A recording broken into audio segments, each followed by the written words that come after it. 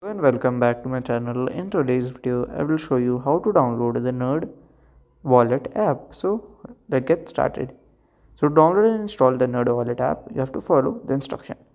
So the first is you have to go to your Google, or you can search on a Google Play Store also. If you are an Apple user, then you have to open your Apple Store. Okay. So here I am using Google. Okay. Just open here and search for the NerdWallet. Okay, NerdWallet app. Okay, just search for like this. So here we can see the NerdWallet app manage your money.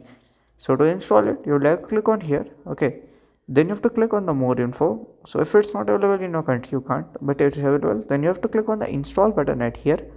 When you will just click, it will directly download and install the app in your phone. Okay, and if you want to contact the app support, you can scroll down and contact it from here. So if you find this video helpful, make sure you like, subscribe and share the video. Thank you for watching.